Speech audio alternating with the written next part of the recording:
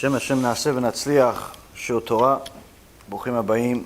We're back here in Aventura. During our weekly shiur, our Stump the Rabbi, you guys ask questions. B'ezrat Hashem, HaKadosh Baruch Hu will give us the answers. Tonight's shiur will be for Refuah Shlema for Levana, Rabbanit Levana Bat Sarah, Rabbi Ephraim ben Shulamit, Rabbanit Sarah Bat Anat, Dvorah Bat Mercedes, Esther Bat Tzipora, Elisheva Chaya Bat Sarah, Orit Bat Ilana, also David Ben Esriya, Doris Bat Jora, Yitro Ben Avraham, Talia Bat Sarah, Aliza Bat Rivka, and also for Atzlacha Rabba for Elad Ben Doris, Oshri Ben Doris, Gabi Ben Doris, Shaul Ben Farzane, Yitro Ben Avraham, and all of Am Yisrael, and especially all of those wonderful people that help us do everything that we do, whether by donating their time, their money, their skill set, all of the things that require Mesirut Nefesh, require self-sacrifice, because the person that's born in this world is simply born selfish. You know, we are not only in a generation of selfish people, we're a species that's selfish. Everyone cares about their self-interest. So when someone spends either their hard-earned money or their time or anything else to help other Jews do TeShuva, especially if those Jews are not related to him, not related to her, they don't even know who they are, and you're going to invest money into Am Yisrael, there's really no bigger chesed, bigger kindness that you can do in this world than that, simply because although it's a very nice gesture and a nice chesed to give somebody a meal, give them a job, give them a lift, give them some good advice, even a compliment, all of that can count as chesed. But every one of those things has a clock connected to it where it limits the value of that gift that you're giving somebody. You know, even if you save somebody's life from, going into an accident, chas v'shalom, or you save their life because of their skill set and you're a doctor and you cure their cancer or their coronavirus or whatever it is, truth is, all you did is just buy this person more time, of course by Chazdei Hashem, and you bought him more life in this world. But if that person is not going to keep Torah and mitzvot, if he's in fact going to do to you buying him more time, he's going to violate the Torah, he's going to steal, he's going to lie, he's going to cheat, he's going to violate Shabbat, he's going to commit adultery, and all of the different things that HaKadosh Baruch Hu himself says are forbidden in a very, very strong language, where 12 times he mentions in the Torah that someone that's a Mechalel Shabbat has no share of the world to come, meaning that person is not going to see heaven. So if you buy somebody more time to live and they're going to do this with the remainder of their life, our Chachamim teach us that it was better off that he died. Why? Less sins. Less sins would mean that you would get less punishment. Which means that if you actually help another person do TeShuva, directly or indirectly, by giving them a CD or sharing a link or donating money for somebody else to do it, in essence, what are you really doing? You're buying this person a ticket to Olam HaBa.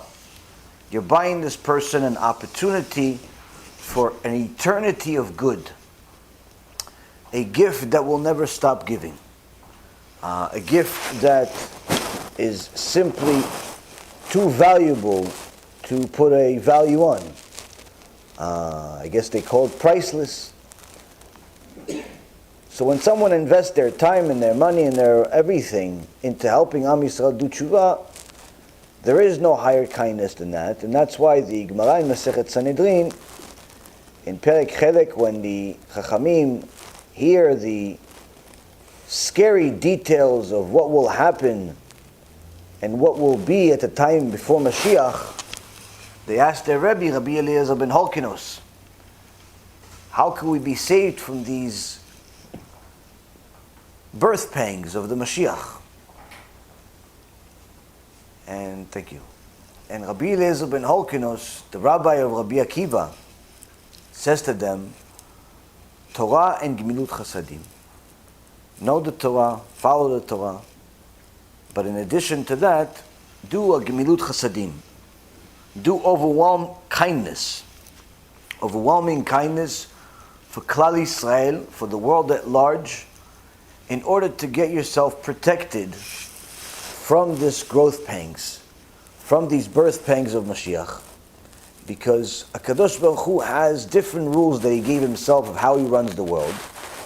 And one of those rules is called measure for measure. Midah keneged midah. So because you saved another person's eternity of shame, eternity of pain, eternity of agony and embarrassment, by giving them a CD, by sharing a link with them, by inviting them to a shiur, by doing whatever it is that you did in order to get this person to recognize his creator or her creator, because you did that, the measure for measure reward for that is not only the reward of a greater Olam HaBa for yourself, and an additional 310 worlds in your Gan Eden, but also a very special protection in Olam Hazeh at a very, very critical time that we are living in, called the era of Moshiach. So Ashrechem Yisrael, that you're taking advantage of the opportunity to help Klal Yisrael do TeShuva. Now, what does it really entail to do TeShuva? Now, of course you can say, well, Torah says keep Shabbat. Okay. Torah says keep Tarat Mishpacha if you're married. Good. Torah says you have to keep all of the family purity laws, which include even if you're not married. Meaning that if you're not married, you're not allowed to be with another woman. And if you're a woman, you're not allowed to be with a man if you're not married. Why? You're nidah. If you're without being married, you're not allowed to go to the mikveh, which means that every single woman, every single Jewish woman that is single, unmarried, is nidah. And if she makes the mistake of being intimate or even hugging another Jew, she's not only putting herself in a sinful situation, which is a sin itself, but in addition to that, it's Isur Nidah. Now, this is a very difficult test for many people, but anyone that wants to go to Gan Eden simply says, I have no choice. I want to go to Gan Eden. Not just the Gan Eden after this world, but even the Gan Eden in this world. I don't want to make myself so impure that by the time I get married, I don't understand what I have. Many times you tell people there's an enormous benefit to keeping yourself pure before marriage. And it's hard for people to understand because they say, what's the big deal? What's the big deal? So, I have a girlfriend or two. I have a boyfriend or two. What's the big deal? Once I get married, I'll be loyal to him. I'll be loyal to her. I didn't decide to have 100 boyfriends or 100 girlfriends. Just had a little fun. I thought she was the one. But she ended up being the three. Now, I can speak until I'm blue in the face, and only a few are going to hear it. And the reason why is because you have to live it and experience it and understand the tragic situation that we're in order to really fully comprehend what I'm about to say. You see, the Western society is put himself in a situation where you have a better chance of having a plane land straight into your face than staying married past 5 years. That's how low the chances are in Western society. Meaning that the divorce rate is so high right now, over 80% generally, and in some places over 90%, that it's easier to flip a coin in the middle of your pool or lake 5 times, and more likely to get the coin to land on the same side than to stay married past those 5 years. You don't believe me? Go flip some coins. We'll see. The truth is, the marriage situation in the world today is a tragedy. When I was a kid, in Eretz Yisrael, if somebody smoked a cigarette, parents say, don't hang out with him. Why? He's a bad kid. He's a bad kid. Why? He smokes cigarettes. That makes him a bad kid. Whether you were right or wrong, in my days, if you smoked a cigarette, you were a bad kid. Today, a 9-year-old smoking marijuana with their parents. In my day, wasn't too long ago, if you came from a broken home, your parents were divorced, many parents say, don't hang out with him. Why? His parents are divorced. Who knows what happened there? Whether right or wrong, doesn't really make a difference. But we know that back then, divorce was taboo. It wasn't the norm. It wasn't the standard. Why? Because people struggled and overcame their struggle in order to remain married. Divorce was a last resort. It wasn't something that was so common. Today, if you're married only once, past 5 years, that's uncommon. 10 years, wow. Chazaku Baruch. 20 years, oh, you're from a different generation. They didn't make so many like you. You look at your parents married 30, 40, 50 years. They're from a different time. They might as well be a different species. Divorce is no longer taboo. You tell somebody, yeah, I just got married. Oh, okay, mazal tov. No mazal tov. I'm getting divorced now. Wait, but you just said you got married. Yeah, that was last month. This month I'm getting divorced. But it's good, I kept the business card of the rabbi. So I use the same rabbi for both. Maybe he'll give me a group discount. Truth is, divorces, no big deal. Every day, I get phone calls, text messages. Rabbi, help us, we're about to get divorced. Truth is, by the time you came to me, it's already too late. Try to help. Try to give some guidance. But many times, by the time people have decided to get a divorce, they've also decided that they gave up on the relationship. And if you're not willing to invest into the relationship, there's nothing to fix. What does it mean to invest in the relationship? Invest in yourself. Make yourself a better person. Now, if you don't think there's anything for you to be better in, there's nothing to talk about. But the point is that today it's very, very normal to get a divorce. It's very normal to go off the derech, become non-religious, even if you grew up religious. The things that were taboo in yesteryear are very, very normal today. Now, as sad as that may be, it's simply because we don't understand the value of hard work, of how, in order for us to succeed in anything in life, we have to work hard. Whether we want to succeed in being a good chef and making a delicious dinner, or we want to succeed in being a good husband or wife and having a beautiful marriage, or we want to succeed in being a good son or daughter and fulfilling the mitzvah of honoring our parents.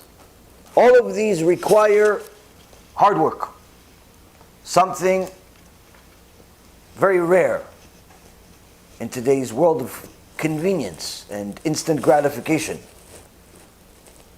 Now, if we change, we are better for it. We learn from the mistakes of our generation, and we become better for it. If we don't,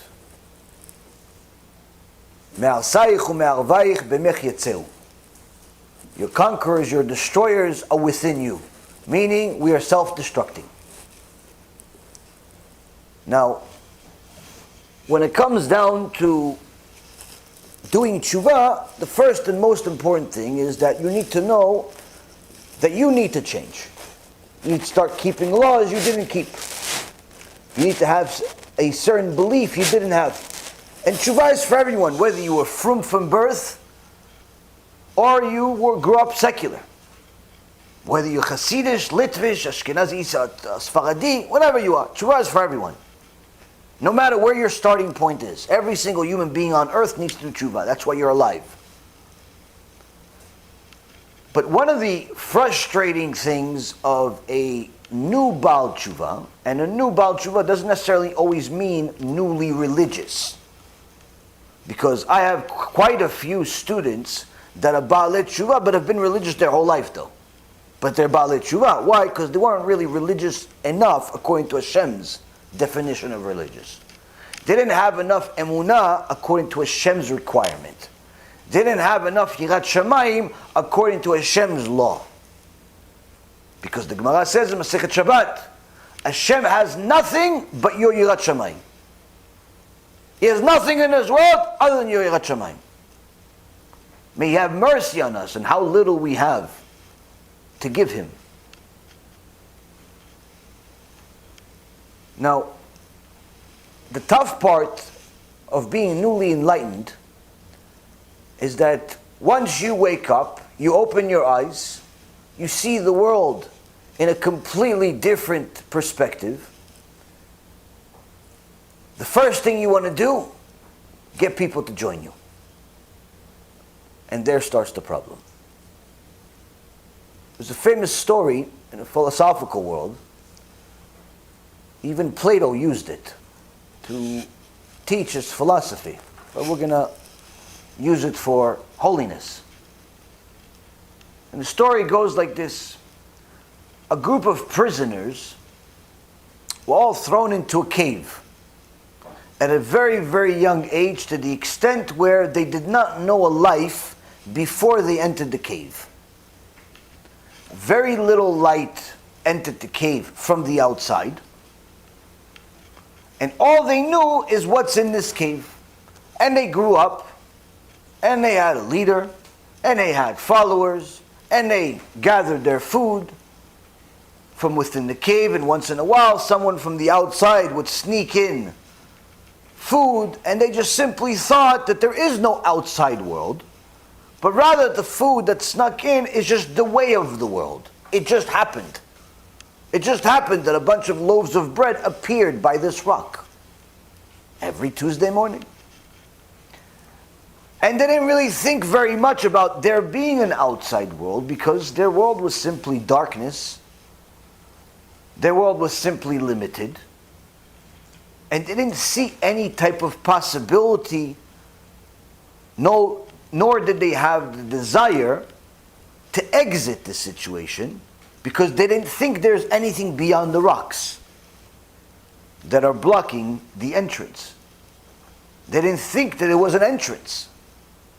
They simply thought it's the same thing as the other side. As time would pass and everyone would live their life, one of them grew tired of the darkness and was inspired to see, is there something beyond this darkness? And he followed this tiny little light that seemed to start from a certain point that's beyond his ability to see, but he wanted to track it and see if there is something there. And he tracked the light, and eventually he saw that it's coming from a tiny little hole between the separation of the big boulder or big rock and some other rocks. He thought to himself, what if I remove some of these rocks? Will there be more light? And he removed the rocks, and he saw that there was more light. But to his surprise, there's also something beyond the light. After much effort, anguish and pain, and the development of a few scars even, he exited the cave. And he got out to a whole new world where there was such a beautiful light of the sun that it made the previous light that he had seem like it was darkness.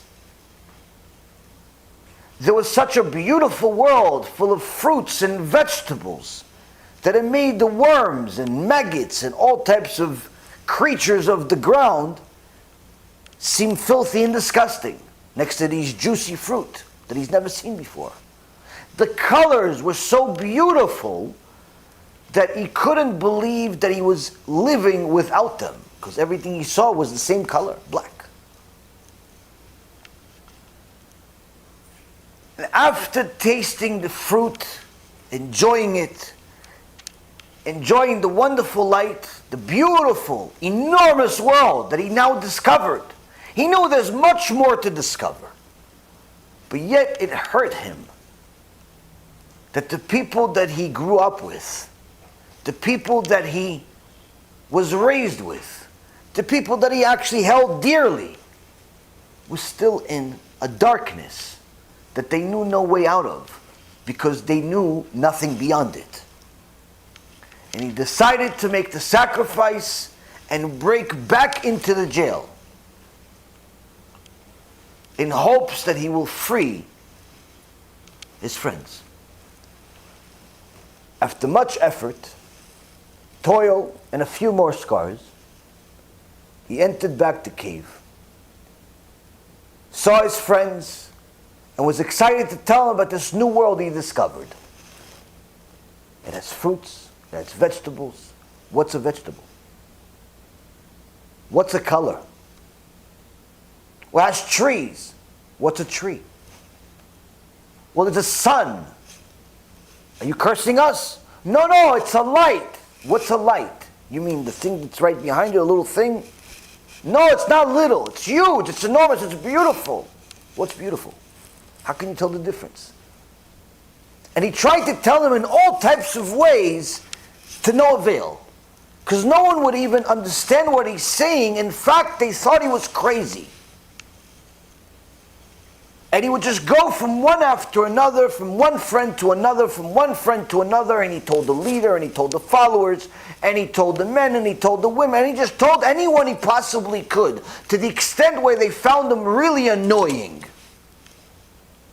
and decided, we got to kill him.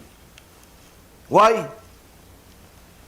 He's disturbing the peace, and he's questioning our livelihood, our reality. Now, that's the story. And that's what they did. They killed him. In fact, this was not a chidush by Plato. This is the story of Am Yisrael. Every one of the prophets that saw the light of Hashem, spoke to Hashem, saw His words, saw things beyond the heavens, whether it's Yechezkel or Yeshaya or Zachariah or Moshe Rabbeinu. They all saw the light. And they wanted to tell Am Yisrael, this is the light. And the minute that this light conflicted with their reality and required them to change, required them to go through a hole, required them to go through pain, required them to do something unusual, they mocked them, they rejected them, they destroyed their name, even called Moshe Rabbeinu an adulterer, a thief,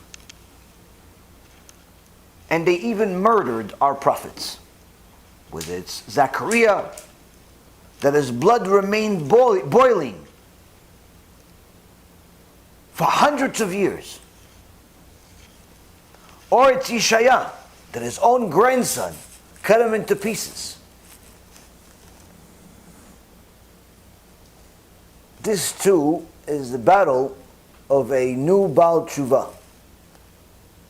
Because surely you're changing your life because you saw the light.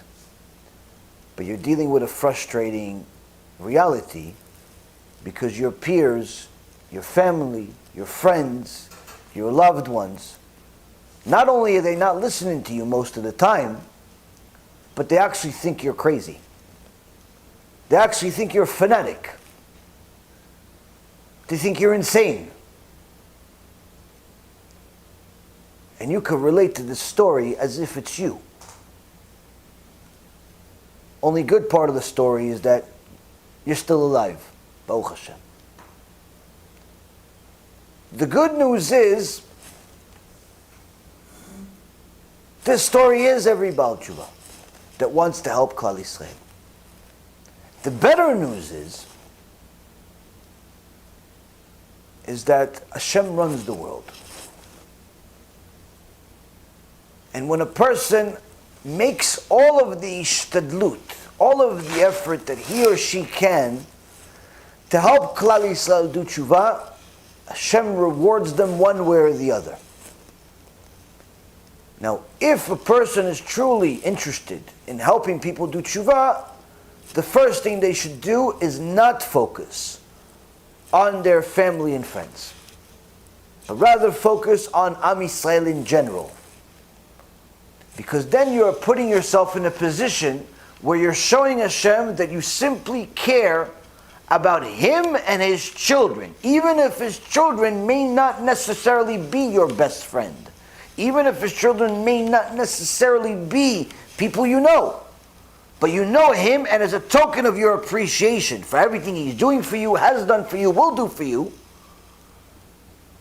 and as a fulfillment of the mitzvah, ve'ahavta l'reacha kamocha, that you love your brother like you love yourself, you take the time and help Klal Yisrael do tshuva. And you now put yourself in a position where Hashem has to reward you with several things. Measure for measure. First, Mishnah in Avot says, Schar mitzvah mitzvah. The reward of a mitzvah is another mitzvah.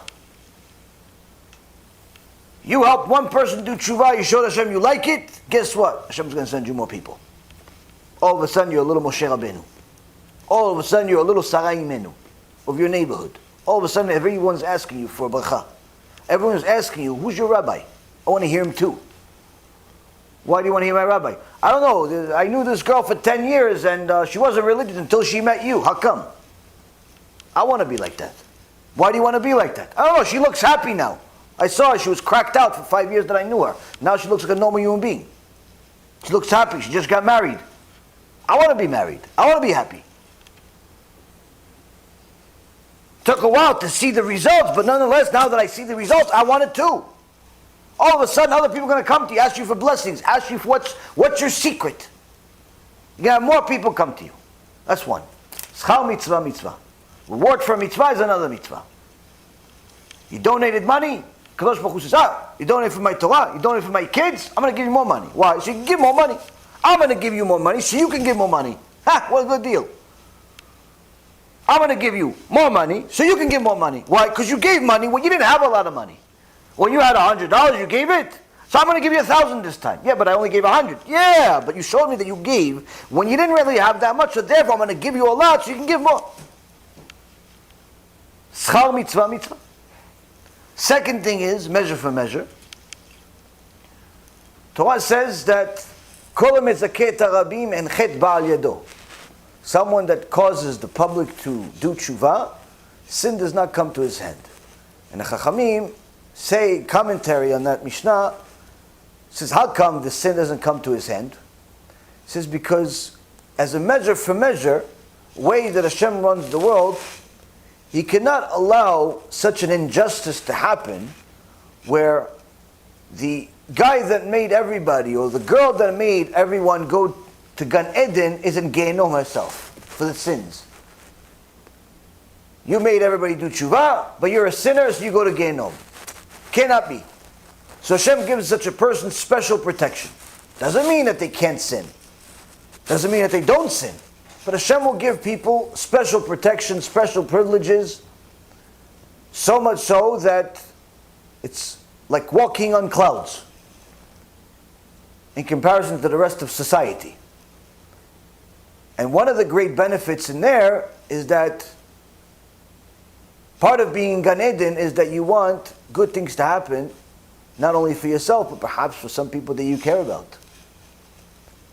So if you cared about Hashem's children, Hashem will also reward you with measure for caring about the people that you care about, and do everything possible to give them also a chance to do TeShuva itself, even without your direct effort. Why? You helped Hashem's other kids. Hashem says, I'm going to help your kids too.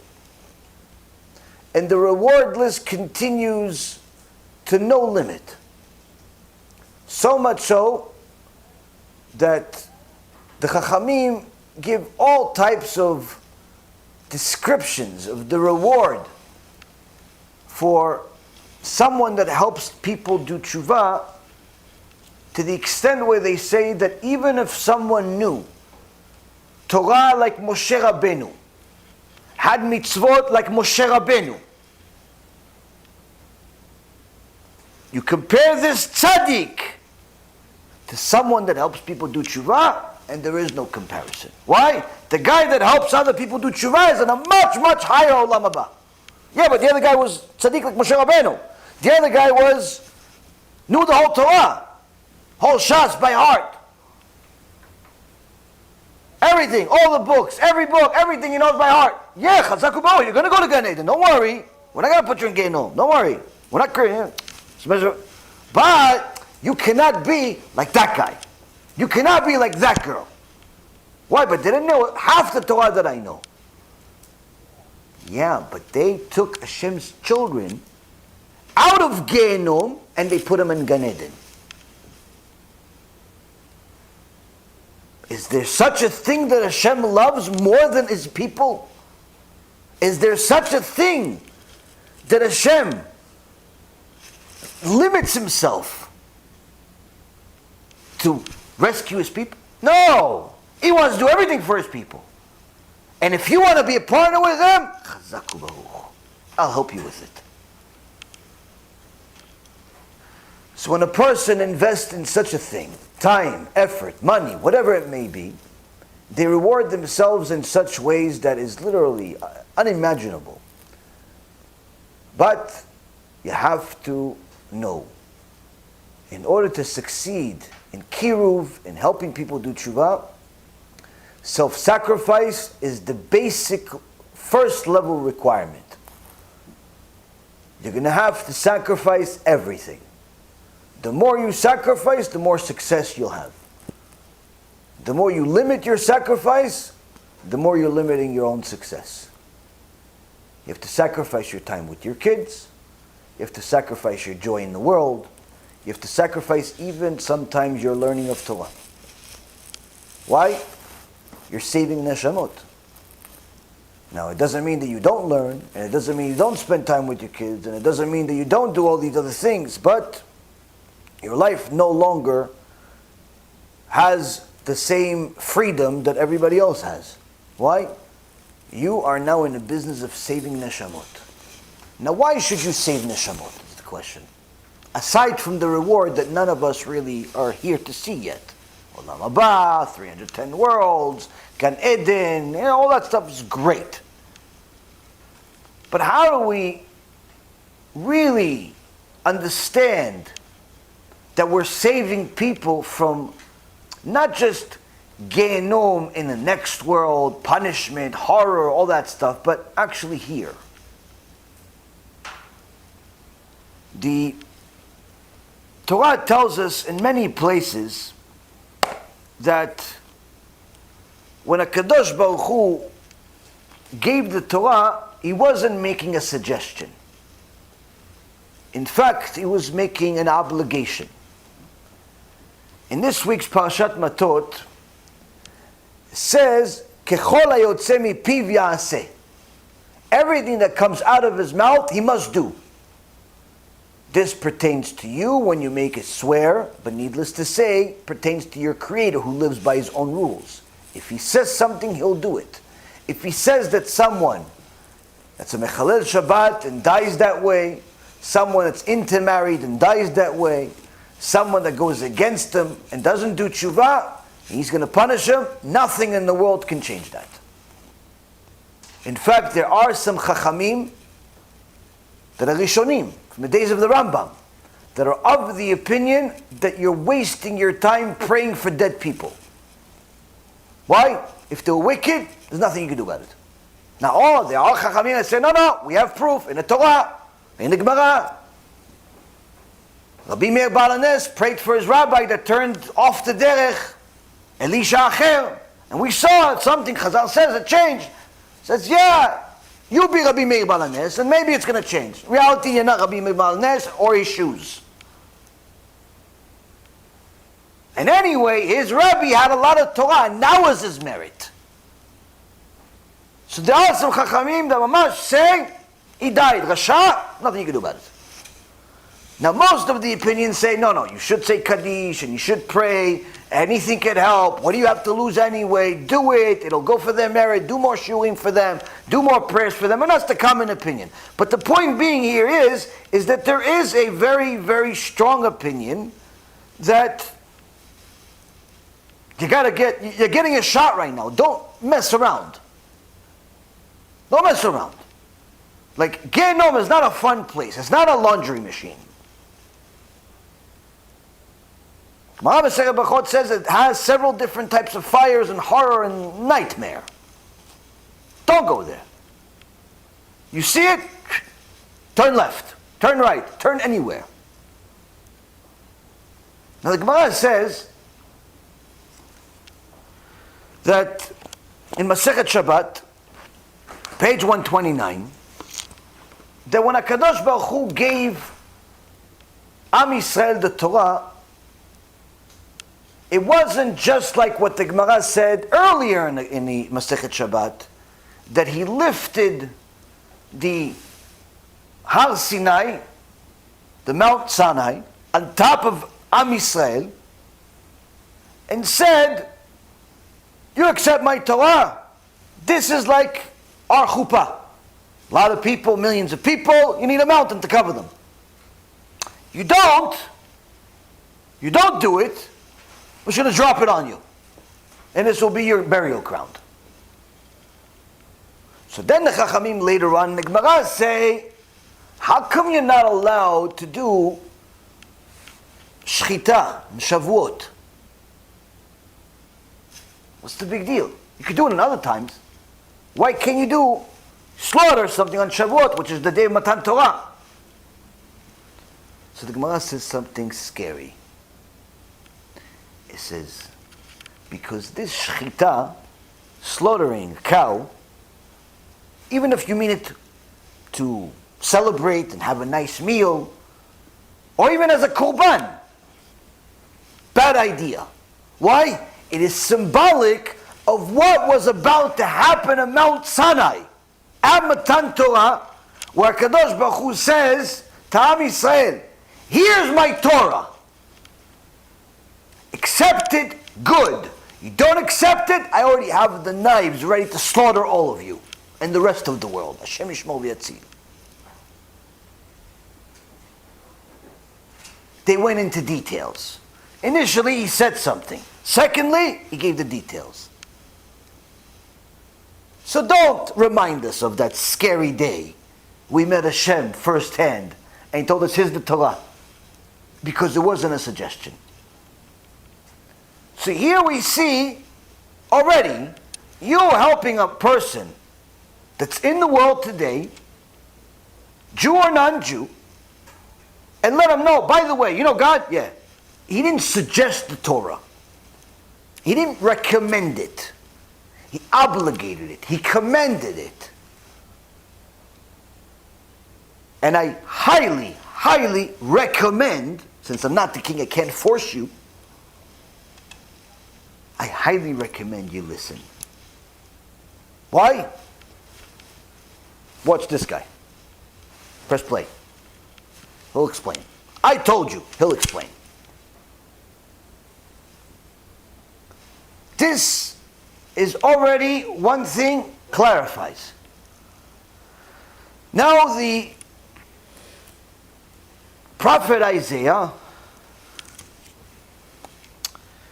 says in chapter 42, verse 22, talks about Am Yisrael after they've sinned. Hashem has this to say to them. But it is alluded, downtrodden people, all of them, trapped in holes and hidden away in prisons.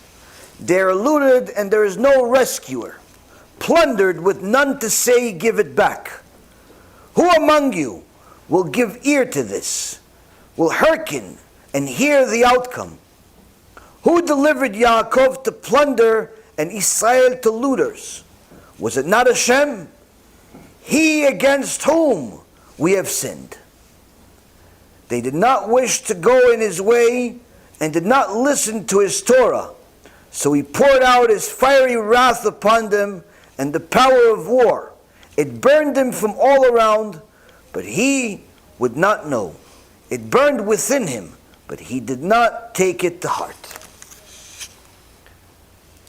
HaKadosh Baruch Hu tells the prophet to let Am Yisrael know. You see all this destruction, the Bet HaMikdash, the horror, the blood, everyone's a prisoner. What do you think, it just happened for no reason? What do you think it happened because they had a stronger army? The Iranians just decided to pick war with you out of all of the nations in the world? The Russians decide to support them? This one and that one all of a sudden just hates you just because? No. Why did it happen, Hashem says? Why did all of this horror happen? Because you did not listen to the Torah. You did not listen to his ways even after he gave you warning. You got a virus, you did nothing about it. Government of the places that you live in went against you, you did nothing about it. Your own communities were plundering and going upside down. You did nothing about it. You didn't learn the lessons from all the warnings. You just thought, oh, bad luck, bad season, bad generation, weak, this. All types of excuses. And now you have nothing to help you. The Gemara in Masechet Shabbat, page 32b, says, for the sin of unfulfilled vows, someone that says something and doesn't keep his promise. We learned from Parashat Matot of this week, you say something, you better keep your promise. Don't be one of those people who say, I'll be there in 5 minutes, but you know it's going to be an hour and a half before you get there. No, I'll pay you back on Tuesday, 3 years from now. Don't do that. Why? Kadosh Baruch Hu doesn't like it. How much he doesn't like it? It doesn't seem like such a big deal. Chilul Shabbat sounds like a big deal. Wasting seed's a big deal. Committing adultery is a big deal. Keeping your word? What's the big deal about that? Chachamim say, for the sin of unfulfilled vows, a person's children die. Hashem yishmor v'yatzil. May Hashem preserve us and save us from ourselves. These are the words of Rabbi Elazar, the son of Rabbi Shimon. Rabbi Shimon Bar Yochai is talking about. However, Rabbi Yehuda Nasi says, Be'avon bitul Torah, children die. Neglecting the Torah study, people die because of that. Kids die because of that. Hashem yishmor. Now, according to the one who says that children die for the sin of unfulfilled vows, the reason is understandable. But the source for this is, as we have stated, of Ecclesiastes 5:5. But according to the one who says that children die for the sin of neglecting Torah, what's the verse for this one? Well, I was asking, okay, we understand. Somebody has to keep his vows. We have a specific obligation in Torah to keep your vows. Don't make a neder for no reason. Don't promise things for no reason. Even saying a promise is a promise. Even saying I'll be there is in essence a form of a promise. Not quite as much as a neder, but don't say things knowingly that you're lying. You make a mistake, you make a mistake. You say chatati, aviti, pashati. But don't knowingly be a liar. Why? The Mishnah says, the same God that destroyed the generation of Noach with the flood, and the same God that destroyed the next generation, Dora Palaga, the Tower of Babel, is going to be the same God that destroys those that do not keep their word. Meaning, Hashem hates liars. Why? It's the opposite of Him. Just like idolatry is the opposite of God, you're replacing everything which is God with nothing, which is the idol, because the idol is not even the creation. The idol is the creation of the creation. It's a lower than the creation. So you're replacing everything, the creator, with the creation of the creation, the lowest form of creation. So just like idolatry is hated by God because the exact opposite of Him, sheker is also the opposite of Him. Lies is also the opposite of Him because He's complete truth. So He says, we have verses, we have sources where liars, big problems. And here we're talking about intentional liars, but sometimes even people that unintentionally lie get hurt. So you have to be careful. So the Gemara says, okay, we understand this very clearly, but why is it that someone that doesn't learn Torah gets the same type of punishment? Bitul Torah? What, I just want to go play basketball and that's it? What, somebody's going to die because of that? I just decided to play some video games and that's it? Someone's going to die because of that? I just decided to just watch TV. Burn a few hours, how people call it. I want to burn a few hours. Why are you burning? You keep going burning this way, they're going to keep burning you after. Why are you getting so used to burning? People want to burn time. I have an appointment in 2 hours, I got to burn a couple of hours, so I'm just driving around. Why? Nothing to do? Your brain is what? Like a little mouse on a wheel? There's 1.5 million things to do. How do you not have something to do? How do you ever get bored? You know how you get bored? The Rambam writes, the only people that sin morality sins are people that have nothing in their mind. And because they have nothing in their mind, meaning no Torah in their mind, they get bored. And they get bored, they end up sinning morality sins. So now, Rabotai Karim, someone says, okay, I understand, don't lie, be an honest person, Baruch Hashem. But if I don't learn Torah because I feel like just doing nothing, you're telling me it's horrible? The Gemara says yes. So the Gemara asks, what's the source? It says it is written, Leshavi kiti et benechem, musar lo lakachu. The Gemara says we use a source from Jeremiah chapter 2 verse 30. In vain I have smitten your children, for they had not accepted the rebuke, the musar. So the Chachamim explain, Rashi over there says, this is where we learn that Torah and musar are synonymous. They mean the same thing. When you neglect musar, you're neglecting Torah. When you neglect Torah, you neglect musar. It's the same word. And Hashem says, when you neglect my musar, then you're just going to get hurt, and still there's nothing that's going to come out of it. So, here we see that your fellow Jew, that's not learning Torah at least a little bit every day, has put himself and his or her children, chas v'shalom, in danger. How? By simply not learning what the Creator obligated him or her to learn. So you telling him, listen, I'm not telling you to go to yeshiva and become the next Rav Moshe Feinstein. Take it easy. But everyone here in the world has 24 hours. Can you put 15 minutes, 30 minutes, an hour aside every day to maybe listen to a shiur? You can, right?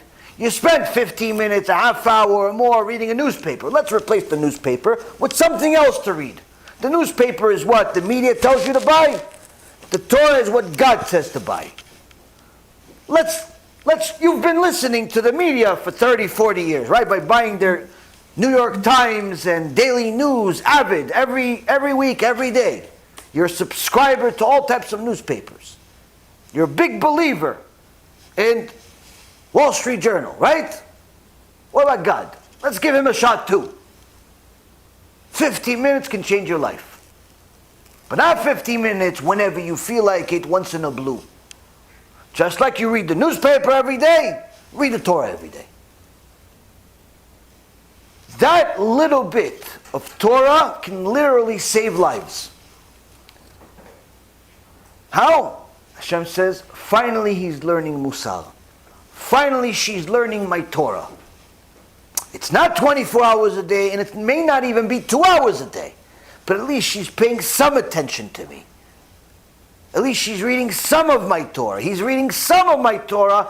That gives me hope that they're not going to get back on that track. And I don't need to hit them. When you tell people about learning Torah as the most important mitzvah to start with, you're telling them a way that they may not realize it, but you're telling them a way of how to protect their own life in this world to the extent where they can even turn their own life in this world into heaven. How? Simply going to a shiur that's a quality shiur, press play, sit back, relax, and make sure to pay attention. Very simple. You want to get some books? Start with the Chumash.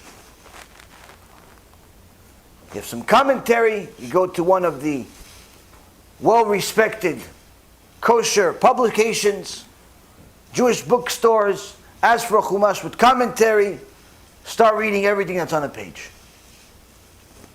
You want to have something with a little more details relevant to today, you could ask your rabbi or the person that influenced you to do TeShuva, your mashpia. What should you start with? What book? And you get started every day. A little shiur, audio, video, maybe a book, and then you start. That way, Rabotai, by you telling them, you have to do the whole Torah, that sounds too much. Why? They're in a cave. They're in darkness for 20, 30, 40 years. They didn't even know that the outside world was an option. They didn't even know that the Torah world was an option because they've been trained to hate the Torah by practically everyone they know. Why? How are religious people viewed today? Just pick an ugly word, that's usually how they're viewed. Oh, you religious people, you're always taking handouts, you don't work. Really? We don't work? Do you know that we actually pay more taxes than non-religious people in many cases? Because we make more money? In fact, the average income of a religious person in America is actually higher than a non-religious person. $164,000. Not only showing that keeping mitzvot doesn't affect your income in a negative way, but in fact, in many cases, you actually make more money.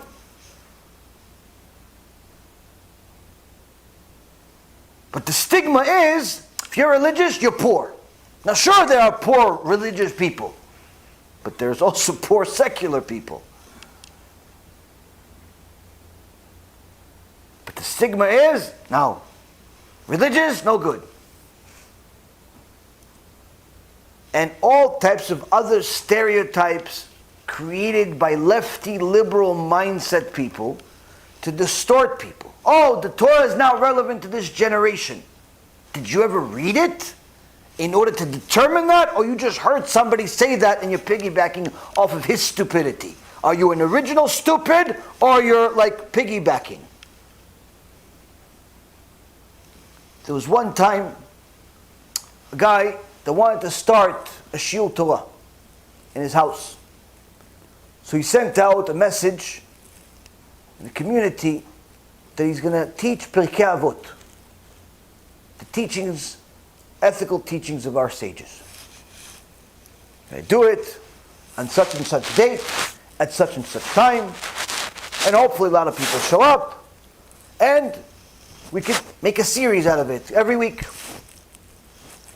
He prepared the house, made sure the kids went to sleep, made sure the wife agreed, got a bunch of snacks for people to munch on, because if there's no food, people don't come. You ask them, oh, we're having a shiur Torah, what do you have to eat? It's not a restaurant. Oh, no food? Okay, bli neder, I'll come. Bli neder. Oh, no, today there's shawarma. Okay, what time is it at? Hey, can I come a little early? I'm hungry. Listen, last week you had shawarma. You think maybe you can make sushi this week?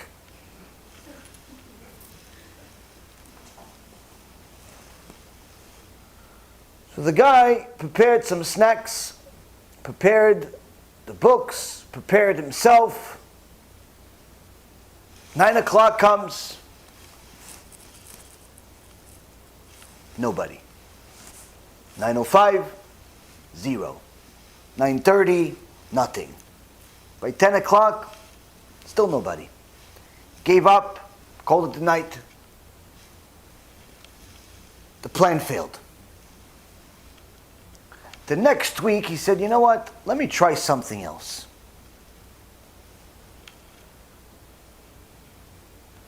He advertised teachings of Sun Tzu. The art of beating life. The art of war. The art of whatever. The secret of the stars and how to manage your life by seeing all types of wisdoms from all worlds.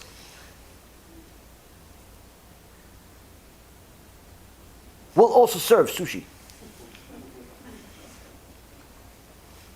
To his surprise, 9 o'clock, packed house. He doesn't care. Starts teaching. Sun Tzu said, do. And Mitsu said, pa. Sun and Sin and Bin also said, do. Everybody said, wow, genius. Genius. Wow, I wish you, where were you my whole life? Can you do this again? Every week? Wow, really? For free? With sushi? Shtabach Shimo. Wow, what amazing. I love this community. Finally, somebody's doing something for the people. Every week, 9 o'clock, packed house. Sun Tzu and Mitsu teach you X, Y, Z, and ABC, and the secret of this and the secret of that, and how to overcome this and how to overcome that. Shortly later, somewhere around 9 or 10 months later, he says, Rabotai, today is the last section. Today is the last section. After this, we're going to learn the Chumash. What's that? Is that by Sun or by Sin? No. It's by God. Ah. Really? Wow, we really like this Asian mystical teachings. Like, I'm not really sure I can make it. Well, before you decide whether you can make it or not, I want to let you know, today is the last page. And I wanted to tell you guys that I'm sorry, but I'm not sorry. You see, I'm sorry I lied to you a little bit. But I'm not sorry that I lied, because it was for your interest. You see, when I advertised that I want to teach the teachings of our Jewish sages with sushi, no one showed up. But the second I changed Jewish sages to sun and sin and two, all of you wonderful people showed up. Yeah, because it's much more interesting. Well, before you say that, let me finish.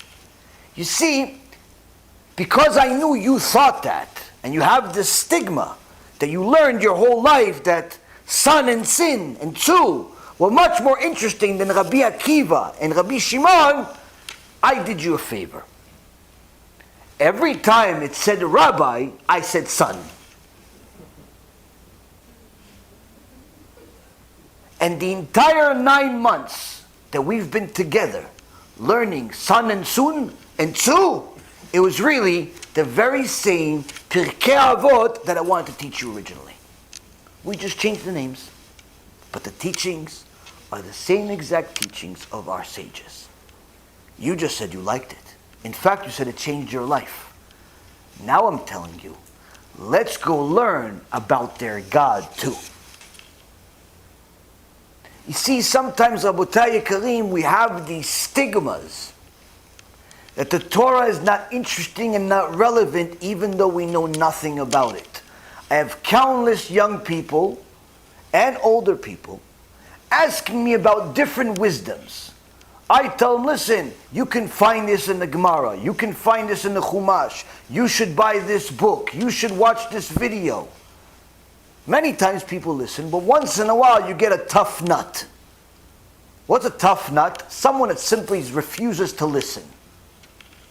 So you give them, they ask you a question, you give them an answer, and say, all right, thanks, Rabbi. And they come back to you with the same exact question in a different format. But then they throw you a curveball. What do they say? Rabbi, listen, do you think I can find wisdom in Christianity? Rabbi, do you think there is wisdom that I can find if I read the Quran of the Muslims? Rabbi, what do you think about Buddhism really? Don't you think it has some good stuff in there? Maybe I could check it out? What about the teachings of the Hindus? You know, those ones that, use the urine to clean their house and to purify it.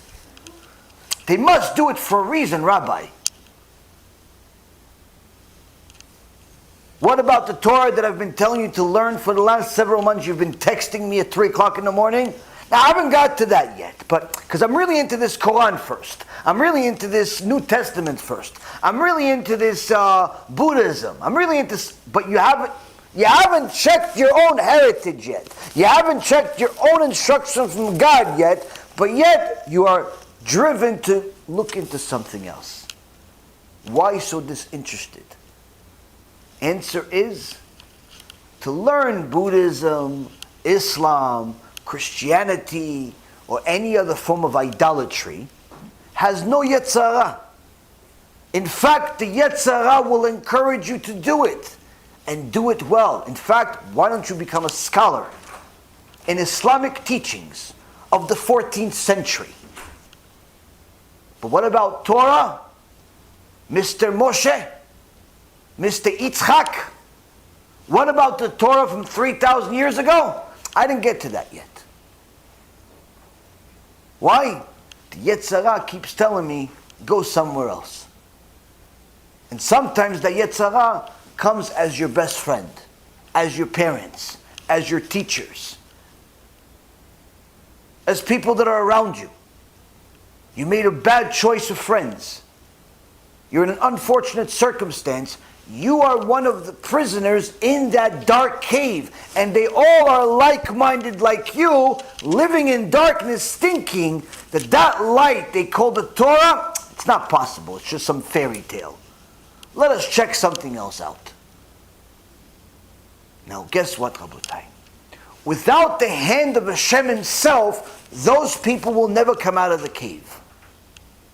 They'll stay in darkness. They'll become scholars in every foreign and forbidden teachings known to man. It's no surprise that some of the worst things on planet Earth were actually created by Jews that went against Hashem. One perfect example is communism. Karl Marx was a Jew, a Rasha, a real Rasha. But he's the one that had the manifesto. Lenin that followed him made it much bigger, much more violent. A Jew. These people literally destroyed societies, but not because they followed the Torah. Chas v'shalom. Because they didn't.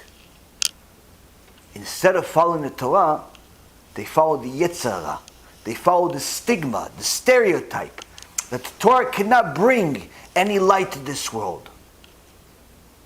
We need to check something else out. Let us check Kabbalah Center. Let us check Hinduism. Let us check Yoda and yoga and whatever you want. Let us become experts in Star Wars. Let us do everything but Torah. Now, why do I tell you all of this? Because as you can see, these are all people living in darkness. This is the vast majority of Am Yisrael today. And only in the hand of Hashem can rescue them. Or you. You that saw that little light and through your own suffering overcame the battle to see the light clearly, have a choice to make. Do you just completely abandon all of them? Take care of your own tuchas? Enjoy the light for yourself? Hopefully somebody else saves them. See you in the corner. See you in the end. See you around, but maybe not. Or do you go back into the cave? Drop off a CD and say, watch this. When you do that, you now become the hand of Hashem. Hence the reason of why the reward is so big. Without further ado, hopefully this gave us some encouragement. Ask me some questions, Bezrat Hashem. Hashem will give us the answers. Chabod Joshua. How does he ask you this question before a few months ago? But how does a person's name play a role in his her mission in life? How does a person's name play a role in their mission in life? Names are a unique identity to a person, so long as it's a name that is connected to something holy.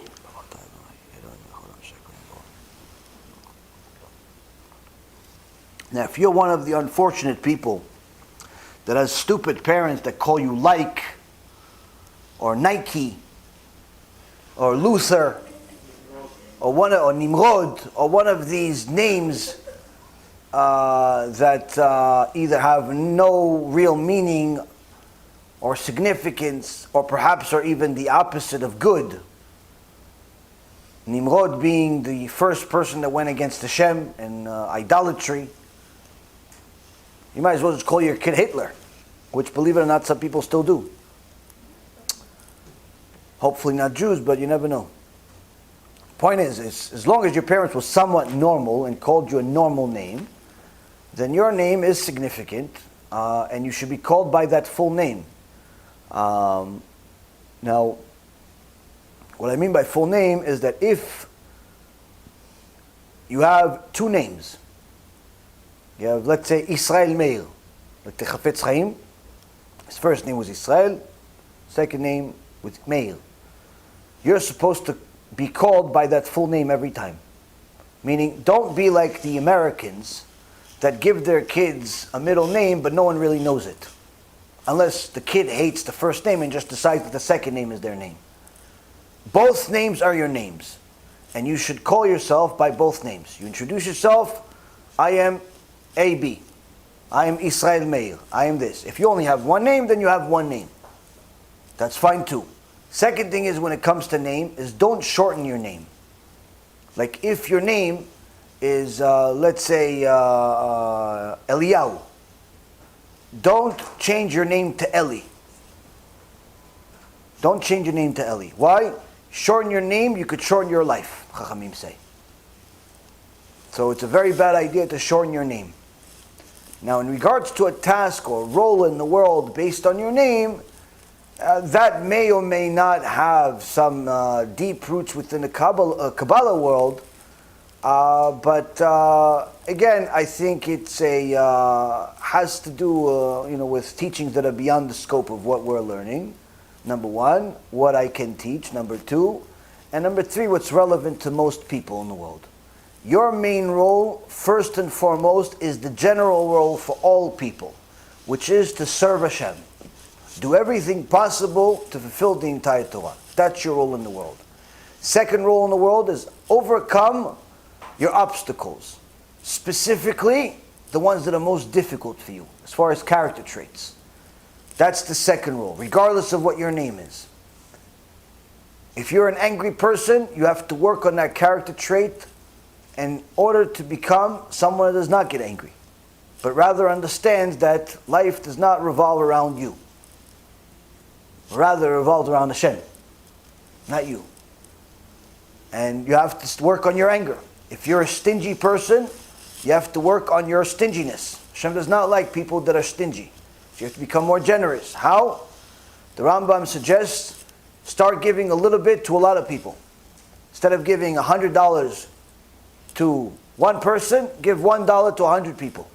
After a short period of time, you're going to start liking giving because it gives you a spiritual benefit, and B'ezrat Hashem, you'll start giving more money to less people, but nonetheless more money, or whatever it is that you're giving. So you have to work on your generosity. And so on and so forth with all of the character traits. So, general thing is follow the entire Torah. Secondary is overcome your obstacles, mainly being your flawed character traits. And three is look at how gifted you are, whatever gifts Hashem gave you, and see how you can utilize those gifts to sanctify Hashem. A very well-known artist came to one of the Gdolei Hador, I forget who it was, and he said to him, Rabbi, I'm a very well-known artist, but all the things that I drew, unacceptable according to the Torah, and now I'm doing TeShuva. And I know that my job is forbidden. So what do I do? How do I make money? The Rav looked at him, he says, you're clearly gifted. Hashem gave you the gift of being an artist. So use that gift and create art for Kedusha. Learn the Gemara, learn the Mishnayot, and draw things that explain them. And you'll be able to, B'ezrat Hashem, make a parnasa. The guy did it. He did it with the Mishnayot first. His name was Yoni. And not only did those Mishnayot become the most famous Mishnayot to teach young and older people, but he became one of the most well-respected, successful Jewish artists in the world still today. Same thing with Gadi Palak. Gadi Palak also was a very well-known and established artist in the secular world. But once he did TeShuva, got the same idea, whether it be by his Rav or Siyata Dishmaya or the combination thereof, decide to utilize this special gift that he has of art in order to sanctify Hashem's name. And today, he is perhaps the most sought after artist in the Jewish world. To get him to do the art for your book, you need to first know how to find him, which is practically impossible. He's like in hiding. But every so often you see another masterpiece come out. Because his art is not like secular art. We just draw something that you're trying to get people to understand what it is. His art is he is drawing what the Midrash says. He makes you see what the Torah says. Which means that it's not about just being an artist, but rather you have to be a Talmid Chacham first. You have to know what the Midrash says, what the Gemara says, what all the commentaries are saying, in order to see how this art is perfect, and aside from that, beautiful. So, see what gift God gave you, and find out how you can utilize it to make a living by sanctifying Hashem's name. And this, Rabotai, is another example of how Hashem says that I gave you the Torah to live by it and not to die by it. Meaning that Hashem gave you different talents, different skills, and you can utilize them in order to do good things. You don't have to necessarily change career all the time unless your career by default is not kosher. Like there is no way to kosherize your career. But for the most part, most things that are ethical and legal, you can find a way to do it in a kosher way. And also you can find a way to do it in a non-kosher way. I can tell you what my father says, long before I became religious. He said to me, any business in the world, you can do it in two ways. You can do it the right way or the wrong way. The wrong way, you'll make a lot of money in a short period of time, but you won't survive. Eventually it'll end. The right way, much harder, take you a lot longer. But you'll not only survive, eventually you become successful. And that's the type of ideology that I was raised in.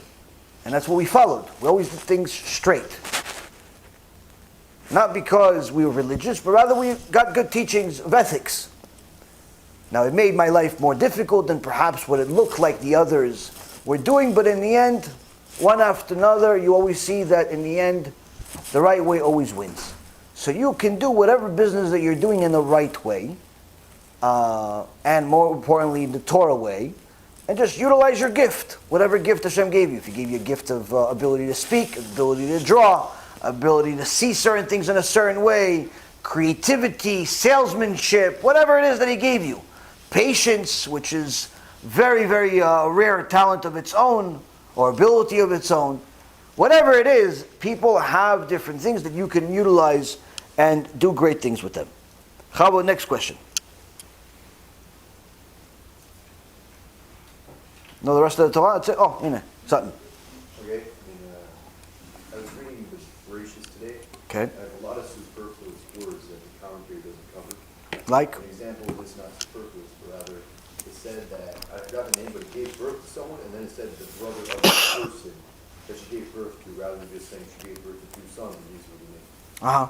So what is that? What do you mean by that? So here, you when you see that there is countless places in the Torah where you see, like you said, superfluous words, in essence, words that seem like we don't really need, where it seems like it can be used without it. And the Gemara and the Midrashim always have not just one, but sometimes many reasons of why that extra word is there. In fact, there are countless teachings about how some words are spelled, same exact word, but spelled two different ways. And there's countless teachings there. Sometimes there's even lessons to be learned from where a word is within a sentence. So the Torah is literally endless with the amount of teachings, and one of the ways that you could see it is, it says, kabed et avicha ve'et imecha. Honor your father and your mother. So the Chachamim say, anytime you see it, and, which means and, that's to teach you an additional lesson, aside from what the basic meaning is. So the Chachamim say, okay, So what about this verse? Kabed et avicha ve'et imecha. Honor your father and your mother. How come it doesn't say honor your parents? Or honor your father and mother? Or there's just another way to do it. Kabed avicha ve'imecha. So there's just a few ways to do it, to shorten it. Why the extra word? So Gemara says that's to teach you. Honor your father and your mother, but the end is in essence representing your older brother. You have to respect your parents, but also your older brother. Honor him also. So now the Chachamim come back and say, okay, anytime there's the word et, we hear there that we learn from there that that's a secret, that extra word is a secret, because you could do it instead of et, just replace it with a vav, one letter, ve, instead of et. So that's to teach another halacha, another thing there. But then, one of the Chachamim that taught this, one of the Talmidim that he has, very smart, he says, okay, Rabbi, it says, fear Hashem. And you must fear Hashem. Ve'et Hashem. Who else other than Hashem? So the Rabbi didn't know. He says, okay, I don't know, cancel everything I just taught you. For the last 3 hours, cancel it, a mistake. Gemara says, Rabbi Akiva, Gdol Hador comes. He says, no, the Rav was not mistaken. Here the Torah is teaching you, when Hashem says, honor Hashem, but it has that et, has that and Hashem, that's also to teach you, honor your rabbi. Why? He's Hashem's messenger. You have to, how much do you honor your rabbi? From there we learn you have to honor your rabbi like you honor Hashem. Fear Hashem, fear your rabbi. How much you fear the rabbi? Fear the rabbi like you fear Hashem. That's how much honor you have to give Talmidei Chachamim. That's how much. Now this is one of the most difficult things for people to do in the beginning. And one of the reasons is because we view rabbis and Talmidei Chachamim as people. Just like us, but maybe they know a little bit more. We don't necessarily view them as messengers of Hashem. So many times people do not appreciate wisdom, appreciate the toil that it requires to acquire wisdom, appreciate Torah for what it is. And it's like, big deal, he said it. So what, he said it? What, he's the king of the world, he's just a rabbi. What do you mean? He's a big rabbi, he's a Talmid Chacham, he's quoting Gemara, he's quoting Poskim. I could quote it too. But you're not. He is Talmid Chacham. Has supporters, has this, has that. You're not respecting it? Only if it agrees with my reality. And that's why, Rabotai Karim, many people never acquire wisdom themselves. And one of the reasons is because the Gemara in Masechet Brachot says, Hashem gives wisdom to those that have wisdom. He does not give wisdom to fools. Why? Because fools are fools for a reason. They're fools because they don't appreciate wisdom. So even if Hashem gave them wisdom, they wouldn't know what to do with it. They don't appreciate it. But whereas the wise appreciates wisdom, and that's why he acquired it, and therefore Hashem will even give him more. So many times you see somebody not succeeding in learning Torah, not succeeding in becoming a Talmid Chacham, not because he's not reading, but because he doesn't appreciate Talmidei Chachamim. He doesn't appreciate Da'at Torah. He doesn't appreciate who the Rishonim, the Achronim, who Chazal is, who the Gdolei Ador is. What's Da'at Torah? He doesn't appreciate it. Hashem says, you're a fool. Yeah, but I read a lot of books. So what? So what? Chokhmah is given by Hashem. So we learn from Rabbi Akiva, how much should we honor and fear our Talmidei Chachamim? As much as we honor and fear Hashem. Why? It has that word, it. That superfluous word. And countless other places, there are countless ways and lessons to learn. So much so that Rabbi Akiva himself, when Moshe Rabbeinu saw in prophecy the life of Rabbi Akiva, he saw him teaching in a classroom, halachot from the keter, from the crowns on top of the Hebrew letters. Anyone that ever saw the way that the Hebrew letters are drawn sometimes, it's not just like the computer, but rather sometimes they have crowns on them. And it's beautiful, but it's not for beauty. It's not those crowns on top of letters, they're not for beauty. It is beautiful, but it's not, don't ever think for a second that they're drawn there for beauty. It's a mistake. There are lessons, halachot, major secrets to learn from those crowns. And Rabbi Akiva was teaching them. It was such a high level of Torah that Moshe Rabbeinu says, I don't understand what he's talking about. Why don't you give him the Torah? Why are you giving it to me? Moshe Rabbeinu became self-conscious. Hashem says, wait a second, let him finish the shiur. And at the end of the shiur, Rabbi Akiva says, and all of what I taught you, we learned from our Rabbi Moshe Rabbeinu. Meaning what? All we did is expand on the teaching of Moshe Rabbeinu. That's it.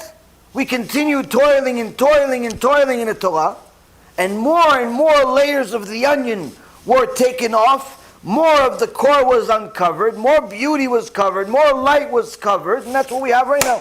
Shtabach Shimo. But not because we're new and we're smarter. No. We piggybacked off of Moshe Rabbeinu. Without him, we're nothing. Meaning that, Rabotai Karim, even the crowns on top of the letters, the Hebrew letters have halachot and extraordinary secrets. In fact, one time someone asked, why does the Torah spend any time writing the names of all of these people that lived 3,000 years ago, 4,000 years ago, especially if some of these people have no descendants left in the world? Like Cain. Cain, there's no descendants in the world from Cain. So what's the point of knowing Cain gave birth to this, married that? Who cares? It's not like you could say, oh yeah, I'm a descendant of Cain. No. Nothing. So what do I need to know his family for? Rabbi Shimon Bar Yochai says, in those names, the sections where all of us think is a waste of time, why do we even have to read names for 2 pages? The tribe of Reuven gave birth to this, gave birth to that. What do I care about these people and remember them for some test? What Hashem is testing me like I'm in high school? What do I need to know these names for? Okay, Moshe Rabbeinu, I understand. Aaron HaKohen, I understand. The key people, I understand. But what are all these people for? Rabbi Shimon Bar Yochai says, the secrets that he uncovered for the Zohar, for Kabbalah, for all of the mystical stuff, and many other things, he found exactly in those places. Those very same places, other people thought it was a waste of time. And that is why, Rabotai, there is no verse in the Torah that is more important than another. Every verse is the same exact value. Whether it's Bereshit bara Elokim et hashamayim v'et haaretz, or Tocheach et amitecha, or whatever other verse you can pick. This is the tribe of Reuven. Whatever you want to pick. Every one of those verses has exactly the same value. And that's why the Rambam writes that those keilot that stand up when it gets to Parashat Yitro, then it talks about the 10 Commandments. There are keilot where they have the custom of standing up when they're reading the 10 Commandments. He said they're mistaken. It's forbidden. Why? Because you're giving those verses more value than any other verse in the Torah, and that's not allowed. Every verse in the Torah is exactly the same value. Infinite amount of lessons. Infinite amount of lessons from the verse, infinite amount of lessons from the superfluous words, like Sutton was mentioning, infinite amount of lessons from the crowns, infinite amount of letters from how the words are spelled, sometimes in multiple ways, and sometimes even how the sentence itself begins and ends and what letter connects the last parasha to this parasha. There's literally infinite amount of lessons to learn from the Torah where you could learn it day and night, 24 hours a day, for 1.5 million years and still not even know 1% of the Torah. 1% of the Torah, even if you had IQ of 1,000. IQ of 1,000. 1.5 million years, 24 hours a day, you still don't know 1% of the Torah. And that's also in the Gemara. Rabbi Eliezer ben Horkinos, he said, how much Torah do you know, Rabbi? He says, I know Torah to the extent where if you take all of the land and make it into paper, and all of the trees and make them into pens, and all of the water and turn it into ink, and write all of the Torah that I know, it wouldn't be enough. It wouldn't be enough. All the world turning into paper, all the ocean into ink, it wouldn't be enough to write the Torah that I know. And he says in the Torah that I know is not even a lick that a dog makes in a lake, in an ocean, in comparison to the Torah of my rabbi.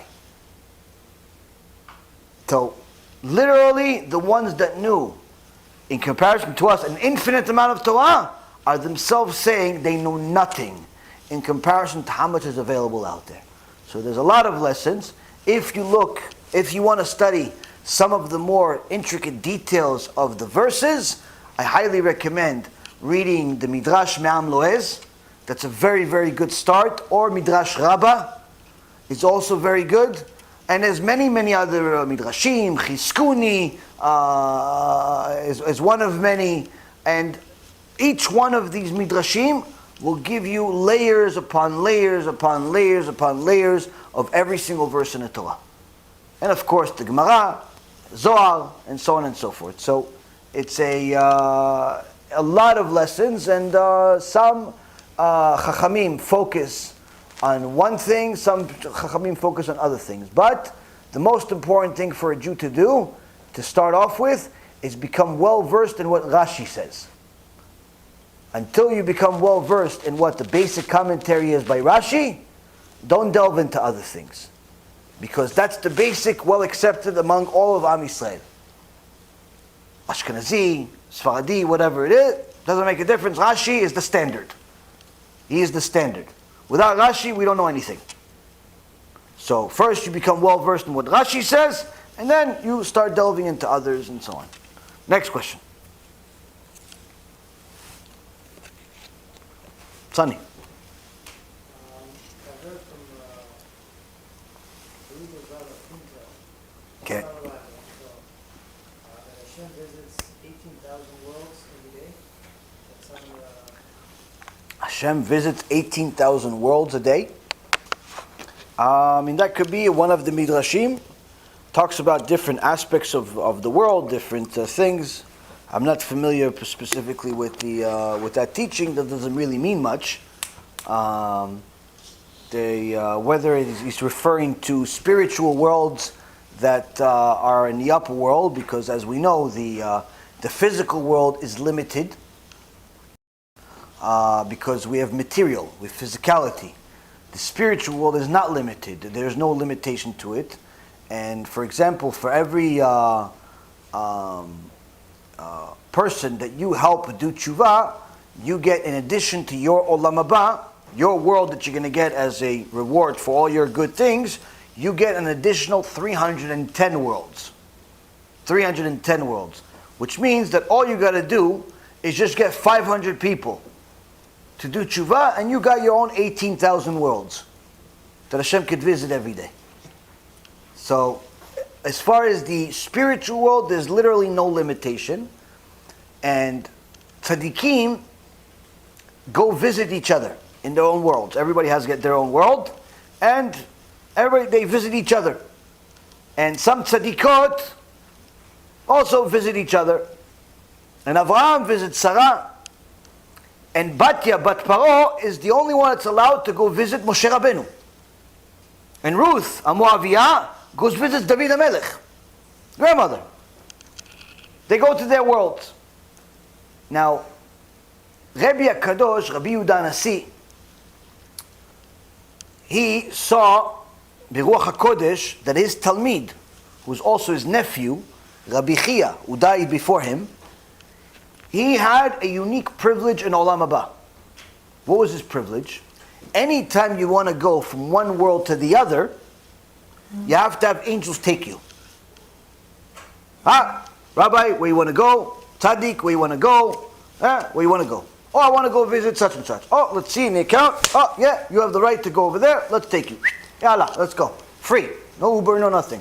Angels take you to wherever you want to go into their world. The more righteous you are, the more privileges you get to see wonderful things. But Rabbi Kadosh saw Rabbi Chia, his nephew, was his Talmid. Saw how they were treating him in Olam HaBa. Says, Rabbi Chia can go wherever he wants, no angels. He can go wherever he wants, no angels. Runs the show. How come?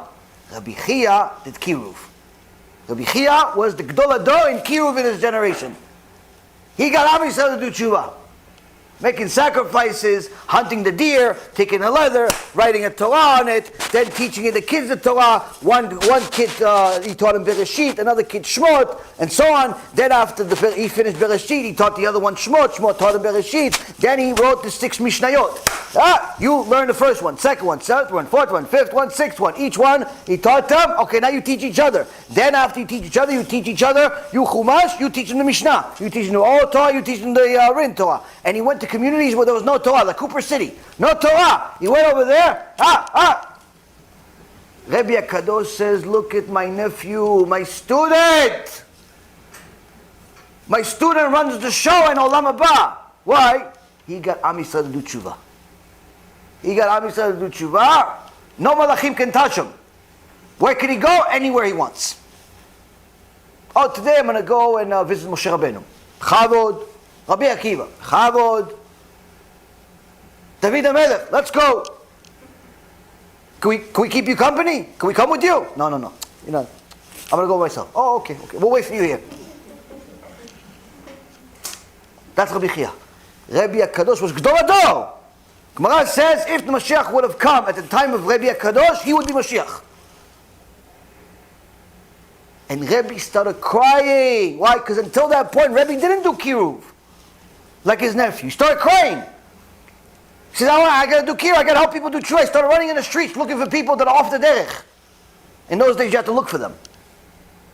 So looking for them. He says, I want to have the same Olam HaBa as my student. Surely he does. Because the only reason why we have the oral Torah is because of him. But the point being, Rabotai, is that the more knowledgeable a person is in Torah, the more he understands how much of a gift it is and how much is a gift Hashem is looking to give us for helping more people know it. So as far as the many worlds, I don't believe he's referring to physical worlds. I believe it's spiritual worlds of probably different tzaddikim and so on. That's what I think he's referring to. But again, I don't know that specific midrash to quote you for sure that that's the world, but I'm certain that that's what he's talking about because there is no 18 this world. There's no like 18 planet Earths or the likes. That doesn't exist. Next question. Yes? Chazal teaches that before someone is born in the womb, there's a malach that teaches them or her the whole Torah. Ken. And before comes out, He gets hit and he forgets everything. Yeah. Now, that's assuming that's a Jew. Hmm? And for Goyim, I'm assuming it teaches them what pertains to like the Noahide law or something like that. No. In the case of Converts who, let's say, that was a Jew, but for some reason, that cut off from the community for some sin, and then now you have to come back, live as a boy, then find his way back to Judaism. So, what would be the case for us? Person. You guys are Kabbalists, you people. The Arizal says in Shara Gilgulim that different people, for different sins,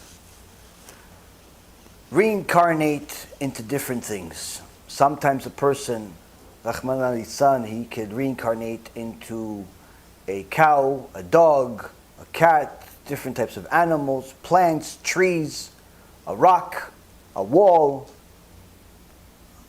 and have to pay some type of bill for sinning in some way. Sometimes they'll come back as just another person, which all of us are reincarnation several times over from the time of Mount Sinai. But sometimes a person gets punished for desecrating the Torah and, let's say, for example, being intermarried. A Jew marrying a non-Jew, or a Jew converting to Christianity.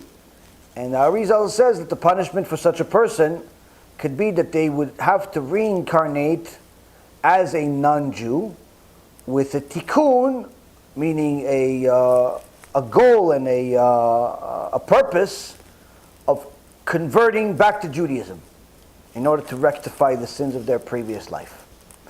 So the question is, that particular neshama that was in the person that learns the Gemara Masechet Nida says that when a person is in his mommy's belly, there's a malach that teaches him the entire Torah. Now, what about this person? This person that reincarnated from, was a Jew and reincarnated as a goy. Does the malach still teach him the same Torah? Although I don't know for sure, because I don't remember being a non-Jew, nor do I remember being in my mommy's belly, I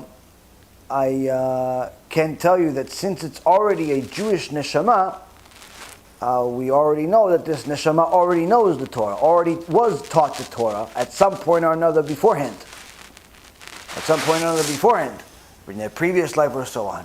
So it doesn't necessarily need to be a special case for that person would learn it and another person wouldn't learn it, meaning that it is a given that person would come to this world with some type of knowledge in order for them to achieve their purpose. Because in essence, what is the purpose of this angel teaching you the Torah in your mommy's belly if you're going to forget it anyway? What's the purpose of teaching it? The purpose is that many times when you toil for Torah, suddenly new ideas come to you, but they're not really new. Meaning it's almost like you remember even though you never learned it, because you already know it.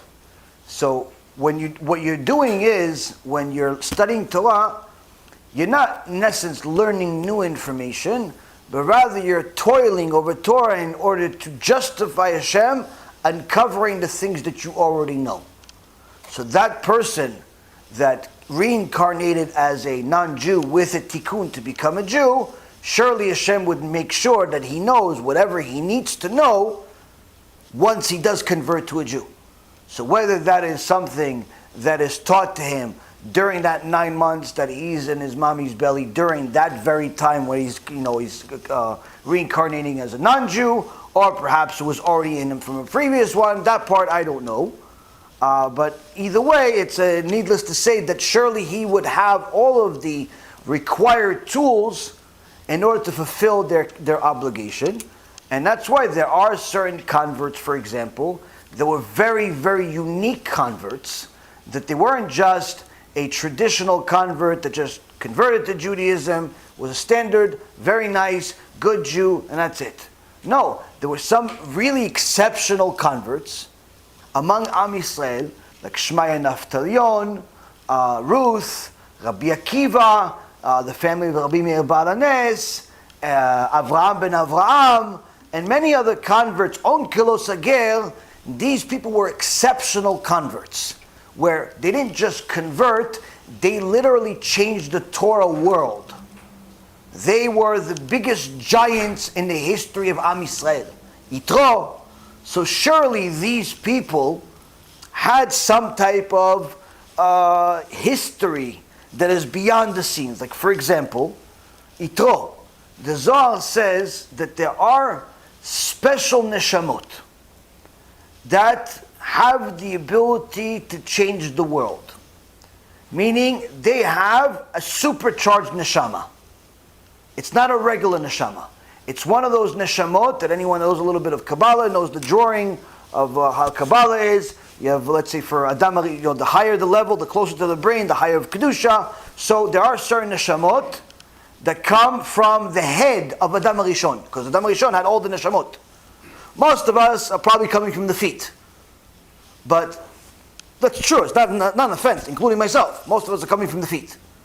But there are some neshamot that are unique, that are coming from the higher body parts, some even as much as the head. But those neshamot are supercharged super. Moshe Rabbeinu, for example, is one of them. That's how much super. Now, because Hashem wants to make it a fair world, the Zohar says that these neshamot have the ability to do exceptional things, but on both ends. And that's why they're initially held hostage by the Satan himself. And in order to uncover this neshama and get it to get to the highest level of Kedusha, there's a major test that's beyond human powers, beyond the norm. One of the examples the Zohar uses is Yitro. Yitro is one of those exceptional neshamot where he was a prisoner of the Satan himself. But because he overcame a test that none of us would ever even imagine ourselves doing, he became Yitro. Yitro that we know. And not the other names that he had as a non-Jew, as an idol worshiper and so on. He became literally the name that symbolizes Matan Torah. And so he's one of them. Ruth is one of them. David HaMelech was one of them. These people had the ability either to become Hitler, Imach Shimo V'Zichro, or David HaMelech. That's how much. Why? Because it's a unique neshama. So there are certain people that are that type of neshama. Very, very rare. Generally speaking, the overwhelming majority of the world is all old neshamot that keep coming back, coming back, coming back. But every generation has some brand new neshamot. And those brand new neshamot are, they're in essence the pure, the perfect, the giants that, they don't think like us or even see like us. But it's like people that we've seen throughout the generations that they don't belong in that generation, in so many words. They simply don't belong in that generation. And there has been, several times, for example, one time the Baba Sali, Alav Shalom, asked that his Talmid to go and invite Rav Ovadia to come visit him. Still, when Rav Ovadia was still relatively young. And Rav Ovadia came to visit, Gedol Adol. The Baba Sali was not only a big Mekubal, he was a big Dayan, an enormous Talmid Chacham. And he went to visit him. And the Baba Sali sat down with him for a minute and he says, let's have a special Sauda, a special feast, and you and I can bring the Moshiach right now. He says, Kvodo knows I have a Shiur Torah right now. Meaning, yes, we can bring the Moshiach right now. With the amount of Kedusha that we can learn together and toil together, we can bring the Moshiach right now. But I have something more important. I have a Shiur scheduled in 20 minutes. I got to go. I got to go to the Shiur Torah. It's much more important than bringing the Mashiach. Baba Sali didn't reject him. He says, you're right. Thank you for coming, visit me. After he left, after Rav Ovadia left, the Baba Sali says to his Gabbai, he says, he's not from this generation. This is a neshama, not for me. So, and they said the same thing about Rabbi Misatmel and other tzaddikim, other very, very exceptional people. Some we know about, some we don't. So there are, the teachings of neshamot has no end. It means complete neshamot. There's only three: Adam, Harishon, Dayamelech, and Moshiach. Mm-hmm. Meaning that only them three have all the souls of the world in their souls. Like everybody, not just Jewish, like the whole world in their souls. Hidush. I never heard that before. I mean, I know the Mashiach is going to have part of his neshama is going to have a spark of David, and part of his neshama is going to have the spark of Moshe Rabbeinu. But as far as having all of the neshama, never heard that. Chidush, show me the source. I'd love to learn it. No, Adam I know. Adam HaRishon is the original neshama. The David HaMelech and the Mashiach part I never heard. No, Adam HaRishon is the pshat. That I know. But as far as the David HaMelech and And Moshiach, that's new. Interesting. Next question. See, I come to the learn too. Howard? In the beginning, God created the heaven and earth. In the beginning of what? Unless that's like a topic you can't discuss. No, it says Bereshit. Bereshit, if you look at the commentaries, Ramban writes, Bereshit means Bechokhmah. Bereshit means Bechokhmah, meaning that Hashem created the world with wisdom. That the world that we live in is the perfect world. The world cannot become more perfect. It's the perfect world as far as the way it was created. We are ruining it nonetheless, but the point is the way it was created was in its perfect form. What is that like? Rav Shach, alav shalom, spoke to his heart surgeon one time. And he said to him, "Do you have a car?" He said, "Yes." He says, "What kind of car do you have?" And he told him the model. He says, "How old is this car?" He says, "Brand new." So, "Oh, what was your old car?" He goes, "Oh, I had a different one last year." And he said, "How long did you have that one?" It was for 1 year. And he says, "What about before that?" "I had another car for 1 year." He says, "So what, you get a new car every year?" He says, "Yeah." He says, "Why do you get a new car every year?" He says, "Because every year, the new cars have new things in them. New features, new tools, new things that are better than the last year. So I keep getting the newest thing." So, interesting. He says, "Now you're a heart surgeon. Yeah? And you've seen a lot of hearts. Many, many hearts." He says, "Would you, being an expert in hearts and doing so much heart surgery, maybe have a suggestion of something that could be better in the heart? That's something that could, maybe make it better?" He says, "Rabbi, the heart as it's created is perfect. You cannot make it better. Whatever we do is after something breaks. Something's ruined.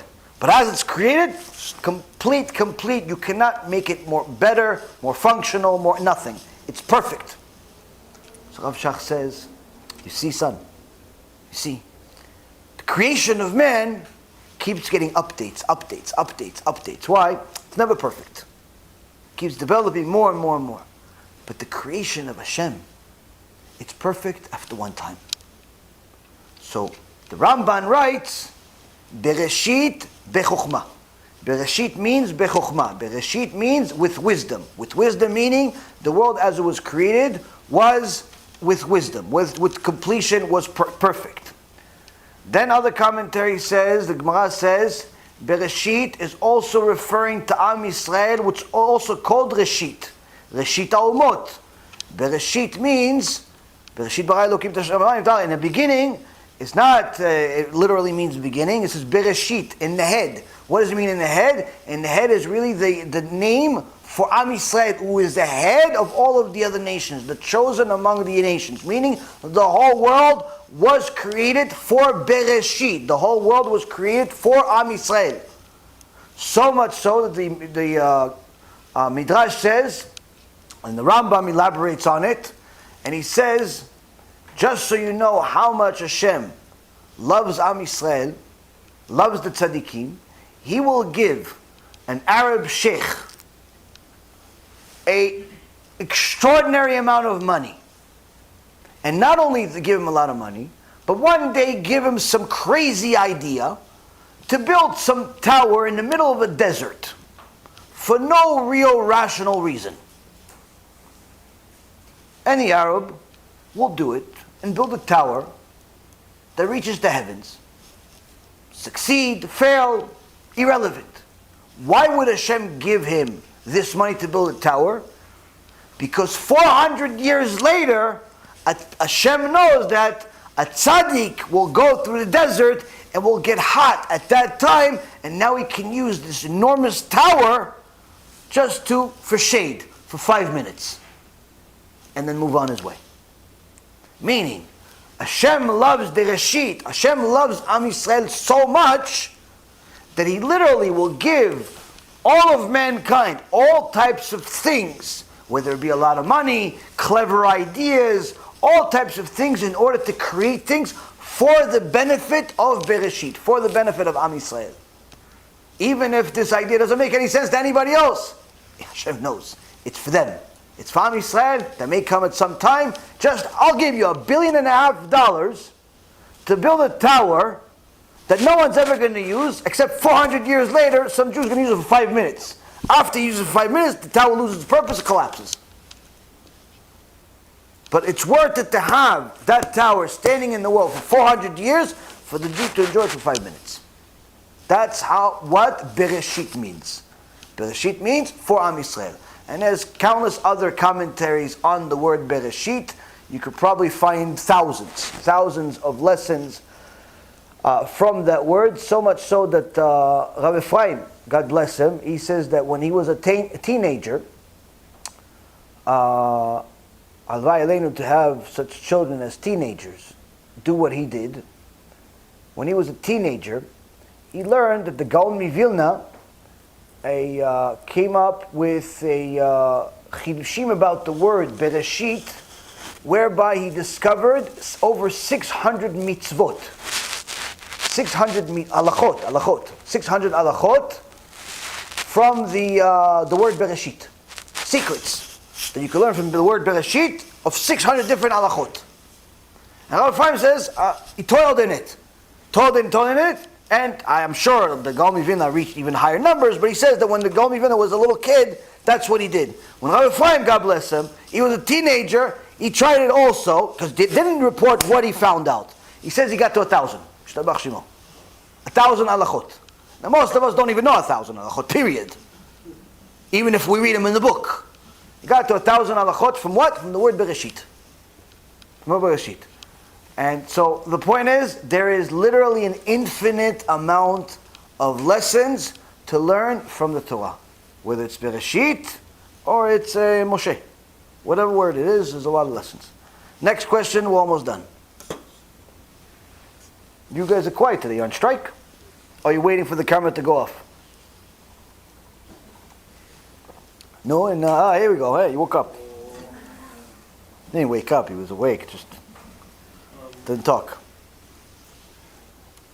We've learned that when we die, we'll have to speak for Hashem for Abraham, time, 40 days, whatever. Mm-hmm. So knowing that a lot of people, they'll read books, but they don't remember whatever they read. So knowing that the soul is unlimited, would they remember whatever they read and they'll be able to do it, or it's just something like before the soul? Very good, very good.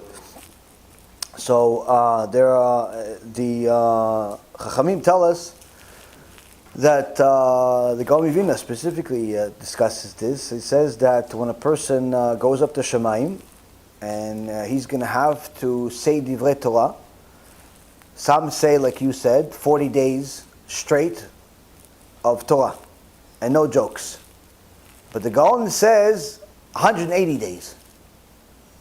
180 days of Torah, no jokes. No sleep, no lunch either. No smoke breaks, 180 days of Torah. So Elchanan is asking, is it only the Torah that he remembers, or is he going to remember everything? Because you know Torah, but you forget, because your body is limited.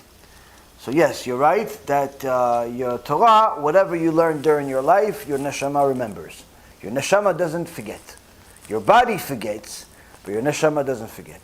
So if you learn a lot of Torah during your life, Be'ezrat Hashem, you'll have a lot of things to teach on, during that time. Be'ezrat Hashem, after 120, you'll have a lot more than 180 days. A lot more than 180 days. I'm just wondering, are you allowed to say Sipuret Tzadikim? Because those could go on for a while. Torah? Yeah, actually some Chachamim say that Sipuret Tzadikim is like Maaseh Merkava. Maaseh Merkava, the Gemara Masechet Chagigah says, there are two types of unique teachings that you could only teach specific people and only one-on-one. And one of them is Maaseh Merkava, which is the happenings of the upper worlds. So he says that Sipuret Tzadikim, the stories of the sages, is like the happenings of the upper world, meaning that when you see the lives of the Tzadikim, you see how Hashem runs this world. Because He runs this world for these Tzadikim. He makes them all types of wonderful miracles. One example is to see, for example, people know Rav Ovadia, based on the Torah that he wrote and he taught. But many people don't know of all the difficulties that he had to endure to get there. So when he was 26 or 27 years old, his rabbi told him that he has to go to Egypt. He has to go to Egypt and work for the head rabbi of Egypt in a problematic keilah. So Rav Ovadia picked his wife, kids, picked up and left to Egypt for the sake of teaching Torah. He got to Egypt and he finds out who's the most problematic person in the keilah in Egypt. The head rabbi of Egypt. How much of a problem is the head rabbi of Egypt? He doesn't even put on tefillin. The head rabbi of Egypt does not put on tefillin. So how do you know this? One of the people wanted to prove to the others he doesn't put on tefillin. Why? He doesn't pray with everybody. So what he would do is every day he would give him the tefillin bag. The rabbi would go into his room, into his office, and then after a little while come out and say he prayed. So one day the guy says he doesn't pray. I'll prove it to you. What did he do? He took out his tefillin, put 2 onions in there. 2 onions in his tefillin bag. The rabbi went, after the same amount of time, an hour later, came out, Chazaku Baruch, good morning, for 3 days. 3 days, same onions. Same onions. He says, at least smell the bag already after 3 days. No tefillin. He doesn't even put on tefillin. That's how much problematic it was. Also, Rav Ovadia found this out. Obviously, this was a very big problem, but he was very powerful. And then he found out that the head shochet, the head butcher in the Jewish community, is a problem and a half. What does he do? He hires Arabs to do the shechita, which makes it not kosher. It's tarif. Non-Jew slaughters the animal, it's not kosher. Even if he does the same exact thing as the rabbi, it doesn't make a difference. Just like if a Mechalel Shabbat slaughters the animal, even if he follows all the halachot, it's not kosher, it's tarif. Not allowed to eat it. So this guy, because it was cheaper to hire the Arab workers, no, do the shechita. You guys know also how to do shechita. Go ahead, do it. Yeah, let's go. So he was selling the Jewish community tarif. Rav Ovadia saw this. He says, took away his kashrut. That's it, no kashrut. The guy threatened Rav Ovadia didn't listen to him. Young kid, 27 years old. So this guy, this butcher, was a powerful person. He hired 2 Arabs to kill Rav Ovadia, but in an unusual way. How? Wait for him here. Every day he goes here. He gets to this place. You wait on the roof. You pour a whole bucket or barrel of acid on him. Of acid. And that's what happened. These 2 Arabs went to the roof, waited. Somebody passed. Acid, burning, tragedy, hospital. The whole body is burned. What did they find out? Wasn't Rav Ovadia. Shtabach Shimo. Wasn't Rav Ovadia. That day, Mamash Siyat Dishmaya, Kadosh Baruch Hu protected Rav Ovadia, the protector of the Emet, somebody else went. But this butcher didn't give up. One day he comes up on Rav Ovadia with a gun to his head. Rav Ovadia opens his head. Go ahead. You're still not going to get kosher. You sold Am Yisrael Taref, you're still not going to get kosher. You can chew me though. Right. The guy was so baffled how he is not scared of dying, he ran away. Years later, 20 years later, Rav Ovadia already came back to Eretz Yisrael, was the head rabbi of Petach Tikva. One day he's sitting there in his office with his father-in-law. All of a sudden, somebody goes into the house, and they thought it's just maybe one of the people in the Keilah that wants to get some answers or something. Who is it? Walks into the office, gun. Points at Rav Ovadia. Who is it? The butcher from Egypt. He said, I still can't get any kashrut jobs. I still can't be a butcher even in Eretz Yisrael. So his father-in-law, Rav Ovadia's father-in-law, was a tzaddik. He said, no, listen, he's got kids. I'm older already. If you need to kill somebody, just kill me instead. He's got kids. So the butcher, the Rasha, said, I got kids too. How come he doesn't help me? So Rav Ovadia says, I'll help you in any other job, but you're never going to be a butcher again. Once you sold Am Yisrael Taref, you're never going to be a butcher again. It's against the Torah. but I'll help you in any other job. But if that's not acceptable to you, it's better that you shoot me right over here, because that way you get it done really quickly, right here. Right. Why? Hashem runs the world. And the tzaddik knew it. Wasn't scared of bullets, wasn't scared of threats, wasn't scared of nothing. Alvay Aleinu to have such yirat shamayim, that we understand that the only thing you're supposed to be scared of is Hashem and sins. That's the only thing. Be scared of sins. Why? Because sins are the only thing that Hashem finds disgusting.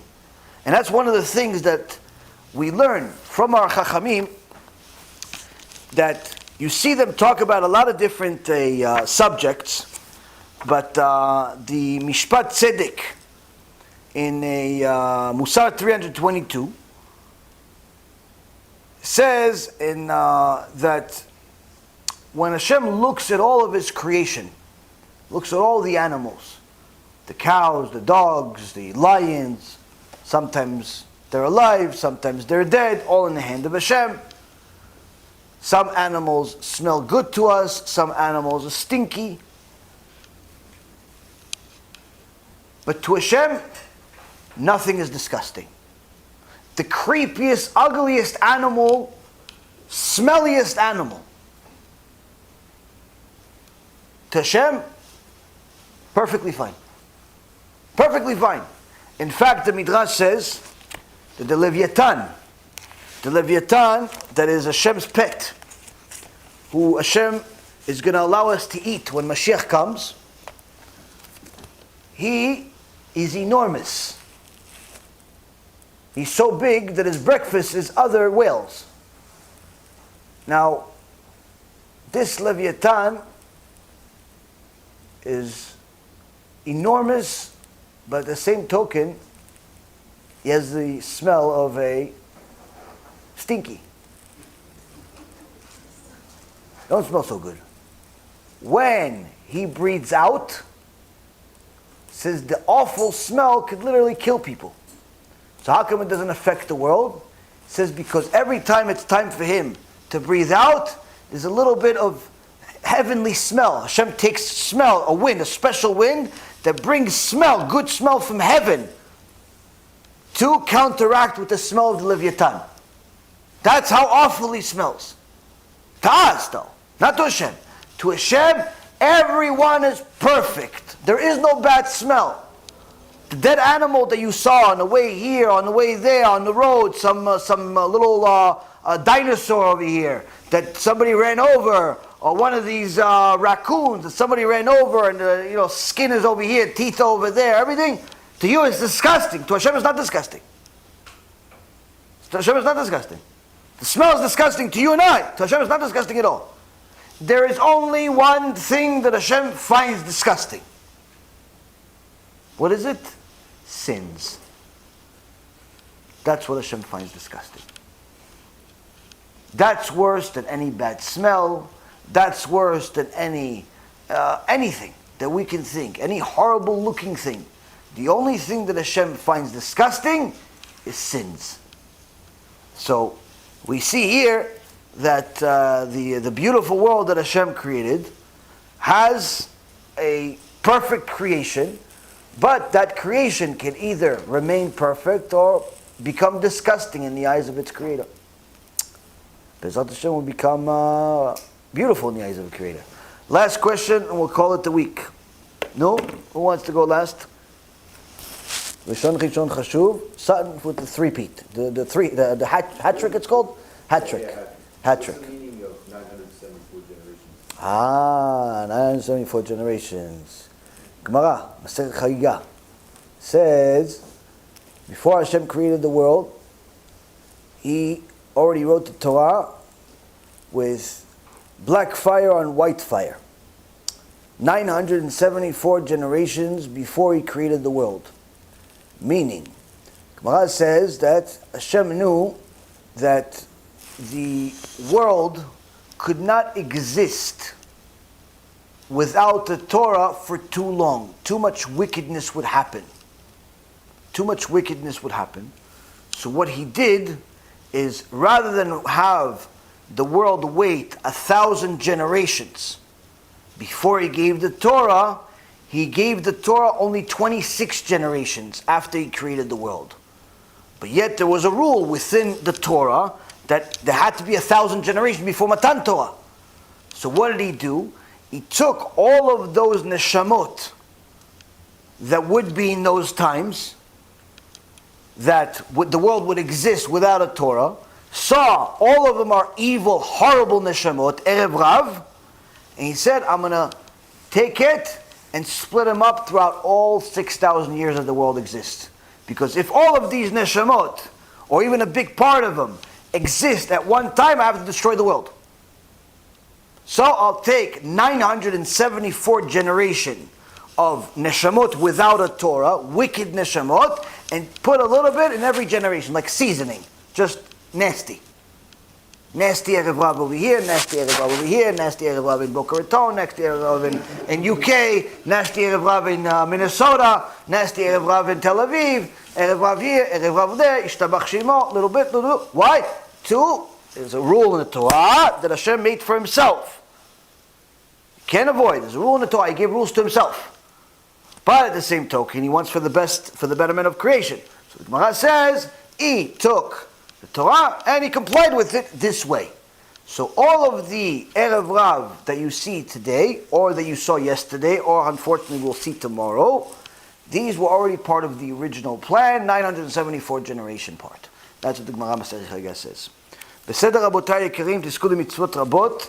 Next week we have shiurim on Tuesday and Wednesday. No shiur on Sunday. No shiur on Sunday.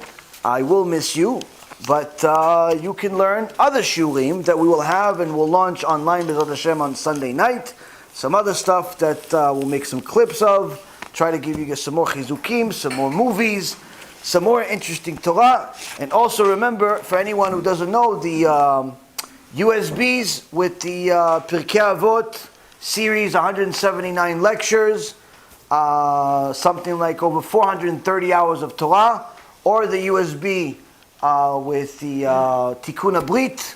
Both of them have hours of Torah and also movies on them as well. It's available on our website, be'ezrathashem.org. You can just order it, or you can just simply tell me and I'll bring it to the next shiur. I may have some in my bag. But this is a fantastic, fantastic way to learn Torah on the road, on the way to work, in a structured way, where you're not just picking whatever is out there, what's new, but rather it's a series, 1, 2, 3, 4, 5, you go through the whole thing. By the time you finish, you're a little rabbi. Be'ezrat Hashem, more and more people do TeShuva, and make sure to the first part of the shiur where we talked about Kiruv, don't just learn it, like it, chazak, press like. That's not enough. Share it and do it. Share it and do it. That's the whole purpose. The purpose of Torah is not just to learn it, say thank you very much, and move on with our life. The purpose is apply it. Apply it to your life in whatever way you can. And B'ezrat Hashem, encourage others to do the same. Baruch Adonai le'olam. Amen ve'amen.